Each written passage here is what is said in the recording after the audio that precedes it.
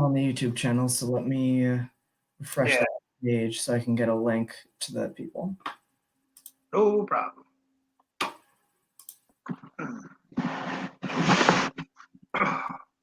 All right. Let me pull up that copy of the bracket so I actually know what I'm talking about. Sounds good. I only remembered like some of them. I'm forgetting like half.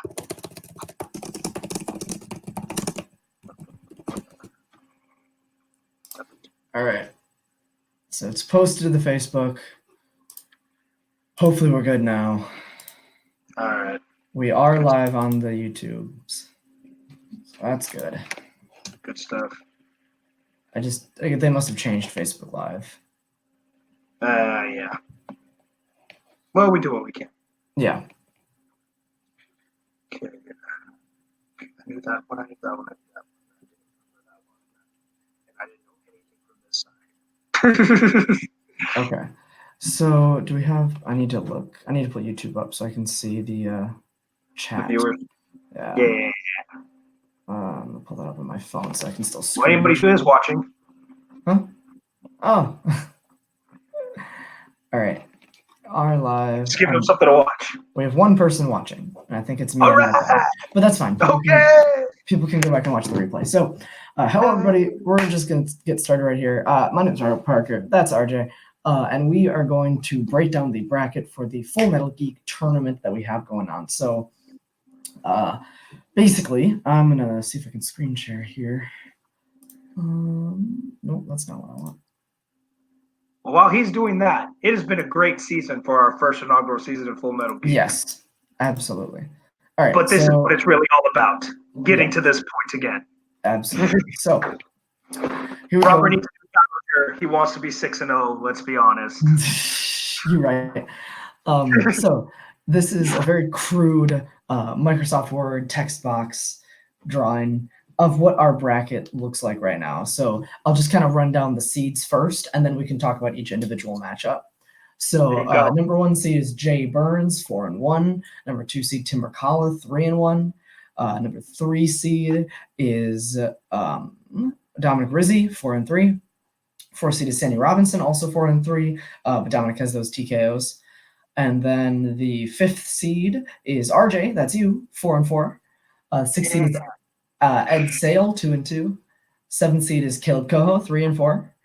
8th seed is Jeremy Adams, 2-3. 9 is Tim Smith, 1-1. 10 is Jim Green, 1-1. 11 is Harley Boric, 1-2. 12 is Nazario Montenegro, 1-3. 13 is Eli McCagg, 1-4. 14 is Mark Aiden Kamayer, who tested in.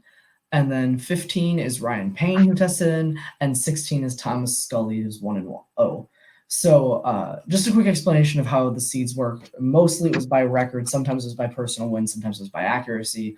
But for the bottom 5 seeds, I believe, so Thomas, Ryan, Mark, Eli, and Nazario, those were all people who tested in. So Eli and Nazario, who that's their record, 1-4 and 1-3, they actually did well enough in testing compared to the rest of the crop of people who tested to still earn a spot. So that's why they're in it. They weren't just automatically in it. They did have to test their way into it in the same way that Mark and Ryan and Scully also had to test in. And then obviously, spoiler alert, Thomas Scully did beat Jake Marangoni, so he is now 1-0.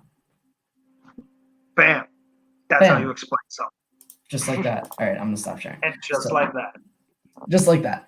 All right, so we have Keith Kennedy in the chat. Thanks so much for watching along. So let's go through each matchup one at a time, give our picks for the first round, and then we'll just kind of bullshit about the tournament. Yeah. Yeah, speed through it. Yeah. So I don't know exactly the order of matches that are going to drop. We have a couple of them recorded already. I think by the end of Luckily, I haven't seen any of them, so I can still give a pick. Yeah, you can. We've recorded out of the 8 matches in round 1. I think by the end of this week we'll have recorded 5 of them. So Bam. We're skipping through. We're still only going to put up 1 match a week. That's just editing restrictions. We're going to put up 1 match a week every Friday. So this Friday, I don't know. Let me, RJ, you want to talk for a second, and I will go through and figure out which match it is. This is the song that never ends. It just goes on and on, my All right, I got friend. it. All right. So Okay. the tentative release schedule for round one. So this coming Friday, we're gonna have Mark Aidenmeyer versus Dominic Rizzi. That match is gonna be electric. They played over in multiplex in Warzone. It was an incredibly close match. We'll see how they face in Geek Knowledge. After that, it's going to be Thomas versus Jay. That's the 16 seed versus the 1 seed. And then Tim Mercala versus Ryan Payne. And then Eli versus Sandy. And then Jeremy versus Tim Smith. So that's just brief of how the first couple of matches are going to start dropping. But I'm going to bring up the bracket and not screen share, but just talk through. We'll just go through each match. So on the left side of the bracket, we have the number 1 seed Jay Burns versus the number 16 seed Thomas Scully. So Thomas tested in and got he got the second highest score in testing. So 2 people tied for the highest score, 4 people tied for the second highest score. So then we had Jake, who was 0-2, play in against Scully, who had not yet played. Thomas won that match. It was a really close match between him and Jake, but Scully's coming into this tournament, the 16 seed 1-0, just so you guys all know how that worked. Like somebody with a 1-0 record is below so many other people. All the other testers get their matches really. No, nobody. Oh, yes. The other people who tested in round 1. Scully, yeah. So Jay Burns, who is coming off a loss in a title match, but made a run at the start of the year in our Road to the Title series, just killed it through all of the rookie competitors and then beat Dominic Rizzi. Who do you got between Jay and Scully? Okay, here's the thing. I love Jay. I love the guy to death. Don't get me wrong. He made it to the championship match. He is the number 1 contender. Here's the thing, though. I was there for the Jake Marangoni and Thomas Scully match. And those of you who watched it saw that Thomas Scully does not play. Thomas Scully has been dying to get into Geek, and he has shown why. And I don't know how Jay's doing with the fact that he is the number 1 contender. I feel like it might go to his head that he's number 1 and he's getting a 16. I hope he watched that match and saw what he's actually going up against, because Scully is someone to be afraid of. And I mean, I did this last year and was completely wrong, but I'm going to call this as the first upset. I'm going to say the 16 is going to take the number 1. I think Thomas Scully is going to surprise everybody and make it past round 1.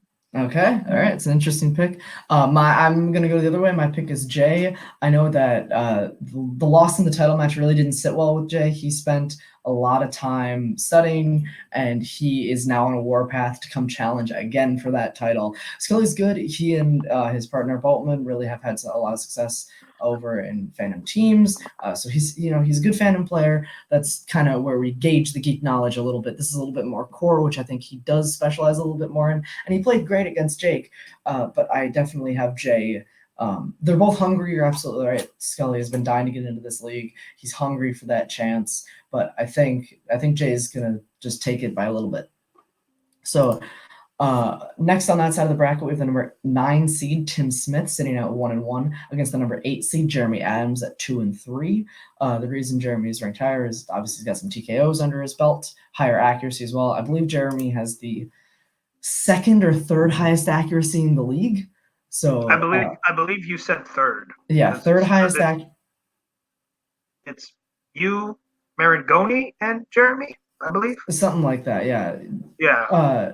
So yeah, Jeremy has a really, really high accuracy. Those wins, though, the number of wins compared to the number of matches played just haven't really added up how he needed them to.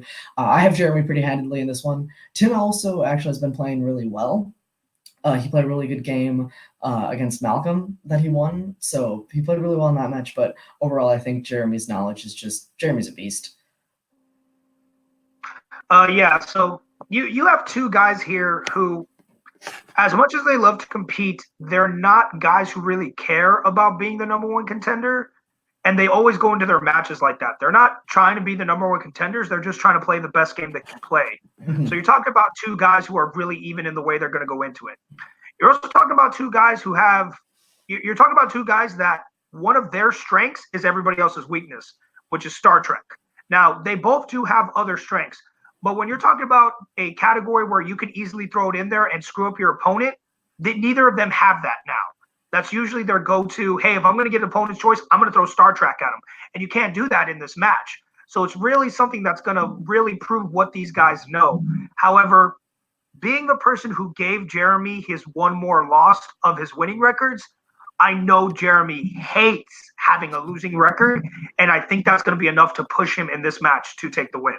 So I also have it Jeremy for that. Absolutely. Jeremy's seeing more losses than wins. That eats him up. So definitely, I think Jeremy's going to take that one.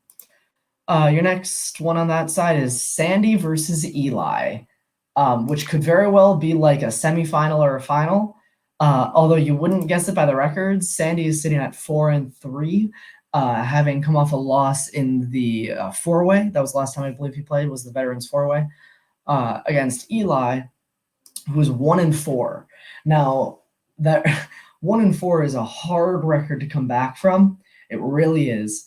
But Eli has the knowledge, even more so than Jeremy. Those wins just have not added up for him. You look at the people he's lost to, he's played well. He just has not been lucky. He has not pulled out the wins. And I think this is sort of a last-ditch effort. He wasn't super confident in testing, and he got the second highest score. Like, you can't say that he doesn't deserve to be in this tournament because he did so well in testing. He's got the knowledge there. He just can't pull off those wins. I think if Eli loses in this first round, it's going to be almost impossible to come back from a 1-5 record. But, if Eli makes a run and goes through this tournament, gets 3 wins, ends the tournament 4-4, like, that puts him in good shape for next season. If he can make a run in this tournament, he'll be much better off next season. But I know he's hungry. Eli is angry at his record, and he is leaving it all out on the field, as they say in sports terms, because he's got nothing left to lose. Yeah, so it's very hard because I want to very easily give this to Sandy. Sandy's my friend. I played Sandy before. Sandy himself has been a number 1 contender before, so we know Sandy has the knowledge to make it all the way to the end of this tournament. But you're absolutely right about Eli.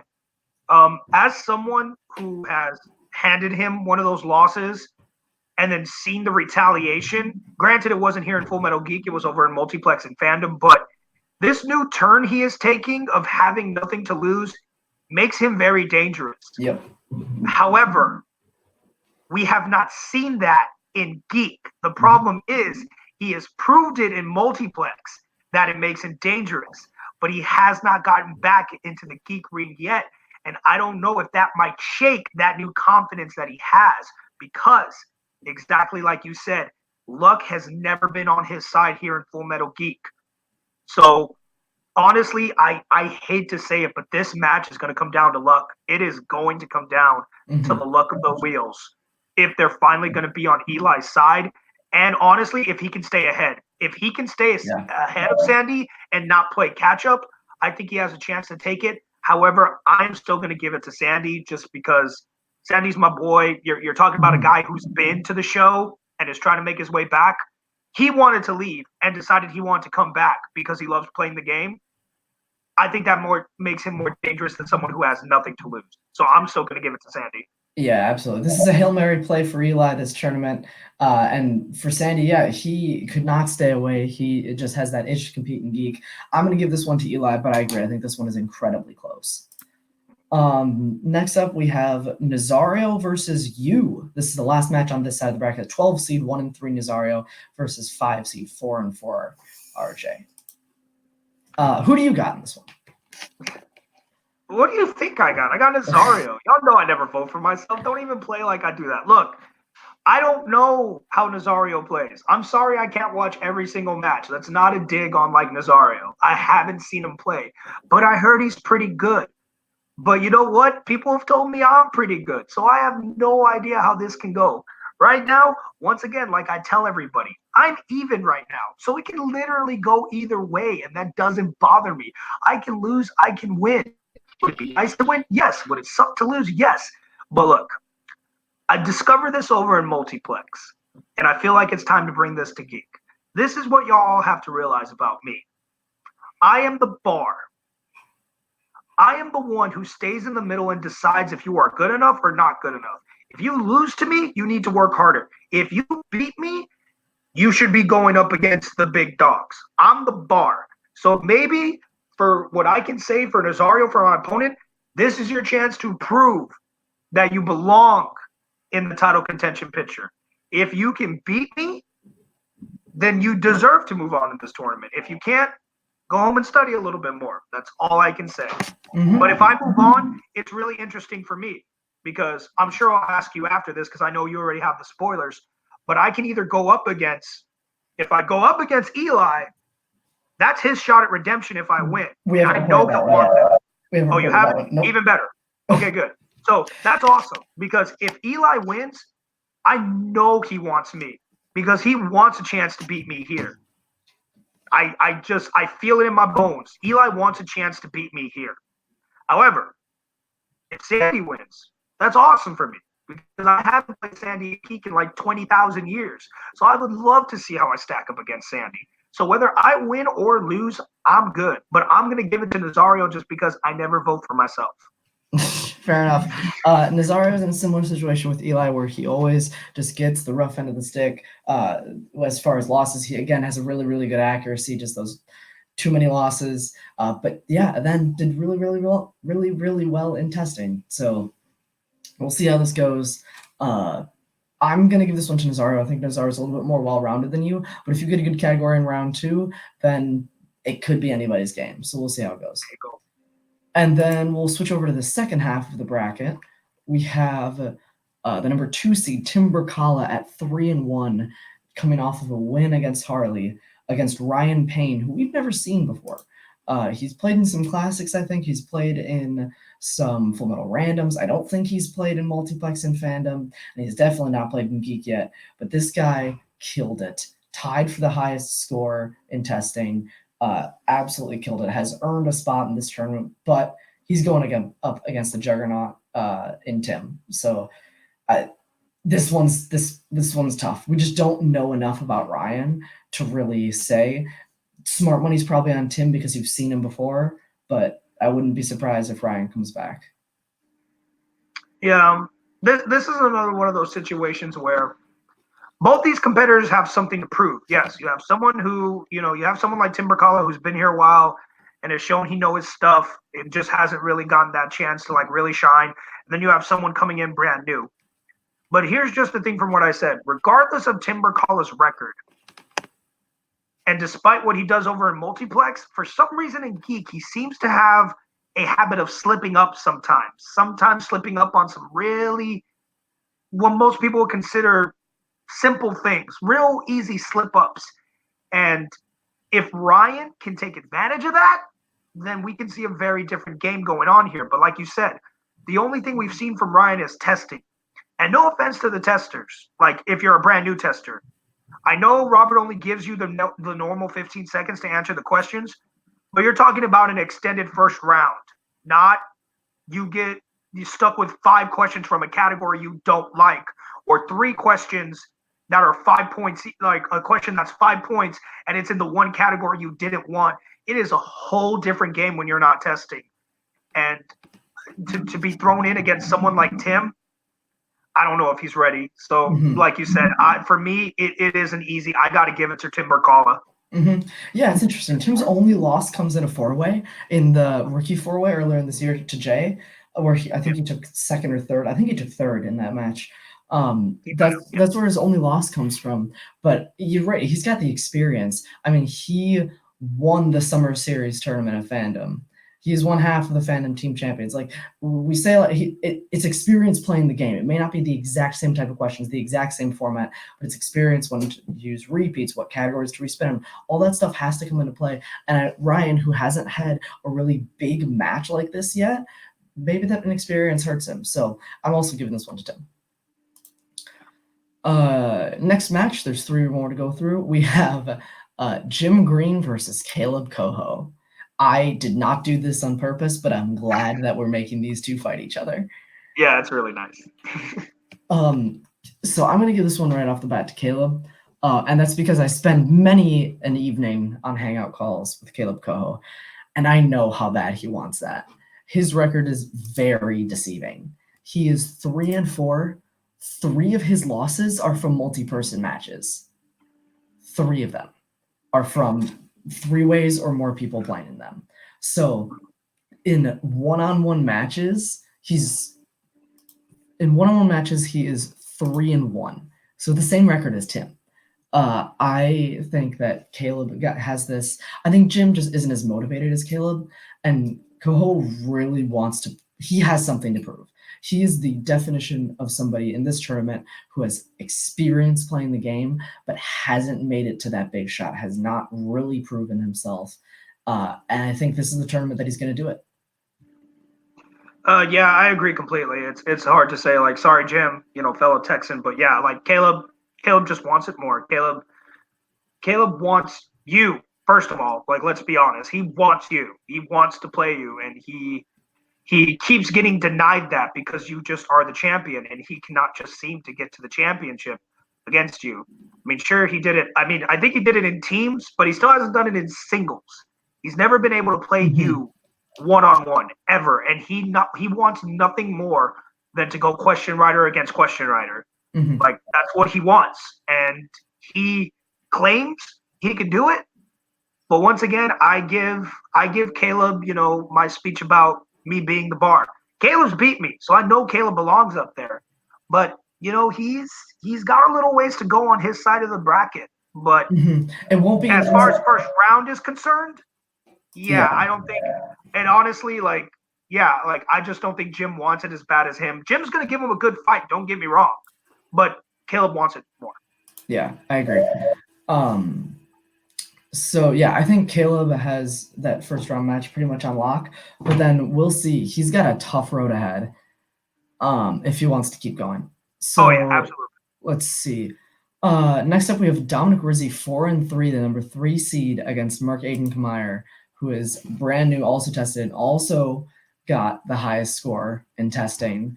Also has proven himself. Almost beat Dom in Warzone. Over in multiplex. Very different from Geek, but it shows that their knowledge, at least in some aspects, is on par with each other. I think Mark is somebody to watch out for.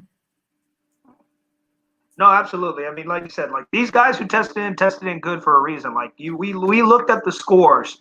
These guys were a cut above everybody else. It wasn't just like, oh, y'all just happen to have the highest scores. No, they had the highest scores, period. There weren't too many people close behind them. These were the top 5 people for a reason. Like, yes, we had to have one play-in match, but still, out of all the people, how many people did you test? 40, just under 40, 38 or 39. 38 people tested, and only 6 people got a high enough score. So these people coming in are no joke. But once again, being thrown in against somebody like Dominic, yes, you played him before in Warzone, but that's Warzone. That can be any movie. This is very specific. And once again, you're talking about a guy who in these categories does not know how to turn it off. And that is very dangerous when you go up against somebody like that, especially someone like Dominic, who once again, he was the first person to ever challenge Robert. Technically, it wasn't really a challenge. They were playing for the first championship. Yeah. And he has been dying to challenge Robert for it again, and he keeps getting denied by somebody else. If there's anybody else in this tournament who wants it as bad as Coho, it is Rizzi. And that makes him very dangerous. However, it also makes him very frazzled because he likes to talk about the fact that his manager keeps him his check. To be totally honest, on his side of the bracket, his manager is one of his biggest competitions. Yeah. That is, I don't care what they say. That is going to change the relationship of what happens when you get told what to do by your manager. I don't care what you think you know about, like, behind the scenes, like, oh, no, because he's my manager. When it's my match, he's going to make sure. Yeah, but he knows you're his competition, and he wants it just as bad as you. And people may not think that, but that's in the back of Coho and Rizzi's head as soon as they looked at this bracket. Yep. Because no matter how dominating they think they're going to be, if they do what they say they're going to do, they're going to have to go through each other. So can Dominic keep himself focused enough to get through this first round? without needing the help of his manager, because I can honestly say his manager is one of the main reasons he's been doing a lot better, because his manager keeps him level-headed. Keeps him level, yeah, absolutely. Dominic Rizzi's like Scott Mance back in the day. He needs somebody to keep him focused. Mm-hmm. But the thing is, can he focus by himself?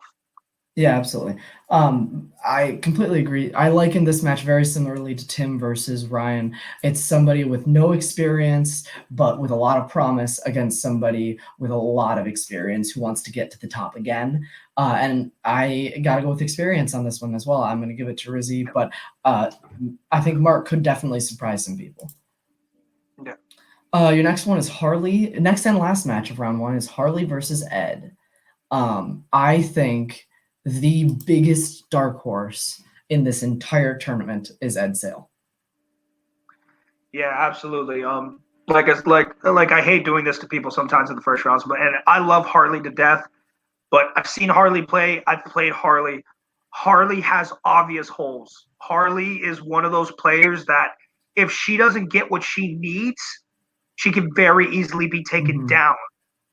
But then again, you're going up against someone like Ed Sales, who, kind of like I said with Tim Berkala, has a bad habit of slipping up when it counts.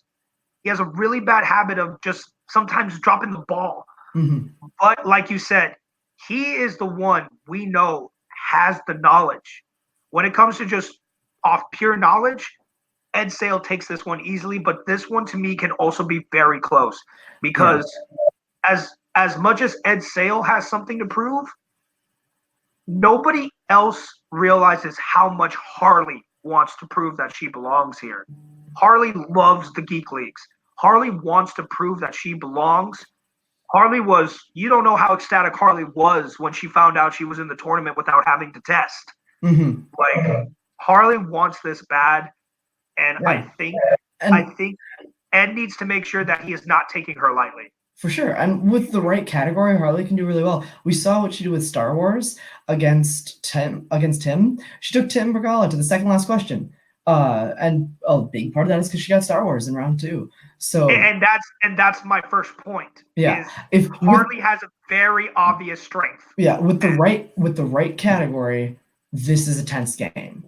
Exactly. If Harley or Ed gets, Ed has proven he's not as good with the general comic book movies, with the Marvels and the DCs, right? MCU and DCU, sure, but the more broad comic categories, Ed has shown he's not quite as strong in. So with the right or wrong category for either player, I think this is an interesting game.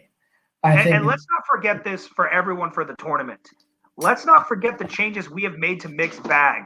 Mixed Bag is no longer, I might get a couple categories I know. No, we showed you guys the now gigantic list of movies that can come in Mixed Bag. Mixed Bag might be the game changer for anybody in this tournament.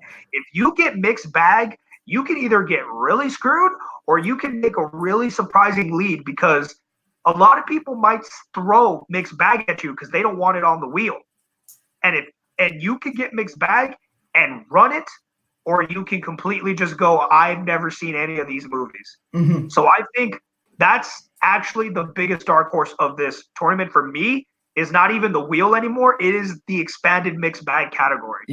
Because it ends up on the wheel a lot, especially in the third round. Yes. It ends up on the wheel a lot, even randomizing it.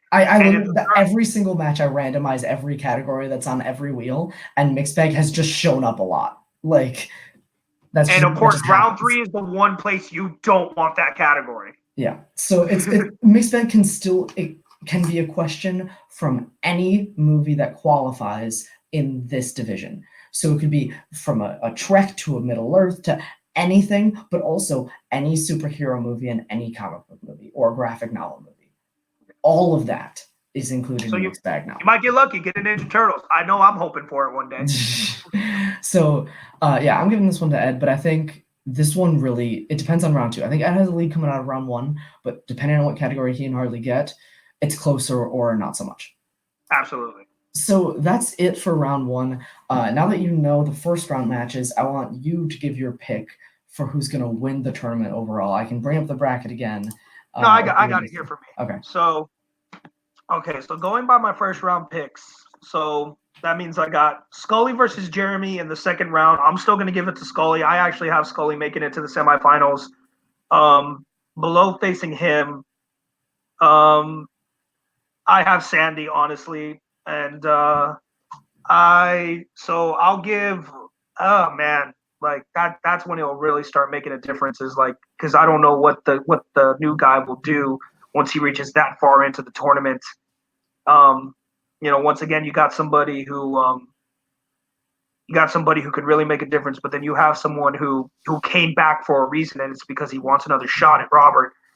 So I'm gonna go ahead and I'm gonna give that to Sandy. So I got Sandy in the finals on that side, and I'm not gonna lie, I definitely have Rizzy and Coho making it to the semis, and that I have that bloodbath, I have that civil war being that match, and honestly, I'm not gonna lie, I think not having Coho in his corner is going to kill him against Coho, and I actually have Coho making it to the finals on that side.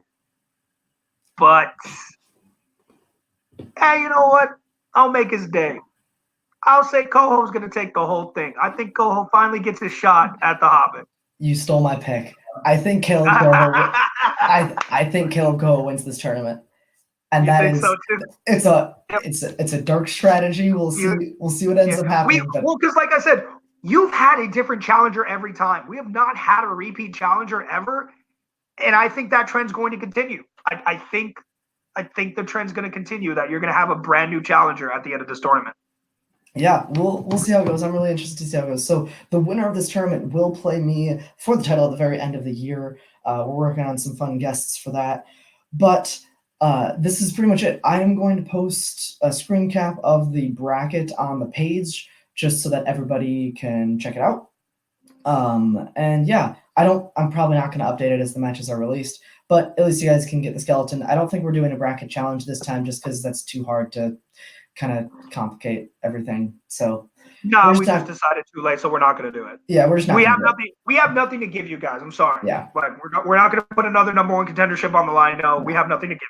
Yeah. So I'm still going to post the bracket. Thank you all very much who are watching live. Anybody who watches on the replay, thank you very much. Caleb Coho, don't let us down. And we will see you all this Friday for the first match of the tournament, that is Dominic versus Mark. Awesome.